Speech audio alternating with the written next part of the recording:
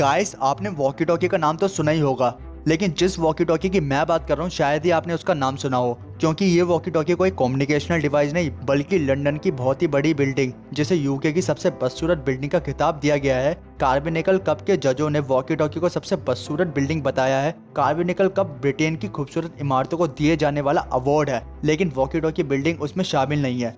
उसकी वजह है क्योंकि ये पूरी बिल्डिंग कांच से बनी हुई है। इसका शेप कॉनकेव लेंस की तरह है, जिसकी वजह से ये बिल्डिंग सूरज की रोशनी अपनी ओर खींच लेती है और अपने आसपास के वातावरण को पूरी तरह से गर्म कर देती है। और दिन में ये बिल्डिंग इतनी चमकती है कि देखने वाले इसको देख ही नहीं पाते। और कुछ साल पहले एक पर्सन जिसका नाम मार्टिन लिंडसे था, उन्होंने अपनी जैगुआर कार दोपहर में इस बिल्डिंग के सामने खड़ी कर दी थी, यानी कि पार्क कर दी थी। और वो कुछ देर के लिए कहीं चले गए थे, और जब 1 घंटे के बाद वो वापस अपने कार के पास आए तो उन्होंने पाया कि उनकी कार कई हिस्सों से पिघल गई थी, जैसे कि मिरर, बोनट। इसके अलावा कार से प्लास्टिक पिघलने की गंध भी आ रही थी।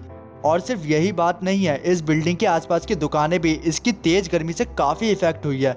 एक दुकानदार ने बताया था कि इस बिल्डिंग की गर्मी के कारण उसकी दुकान के बाहर रखे पायदान ने आग पकड़ ली थी और उससे धुआं निकलने लगा था। और इतना ही नहीं, इसके बाद तो लोगों ने बिल्डिंग की छत पर अंडे तक फ्राई करने की शर्त लगा ली थी कि हम इस बिल्डिंग की छत पर अंडे फ्राई करेंगे, क्योंकि ये बहुत ही ज्यादा गर्म है। और जब लोगों की शिकायत बढ़ने लगी इस बिल्डिंग को लेकर के, तो शिकायतों के बाद इस बिल्डिंग को ढकने का फैसला लिया गया और इस बिल्डिंग को ढक दिया गया, यानी कि कवर कर दिया गया। और ये बिल्डिंग 200 मिलियन पाउंड की बनी थी।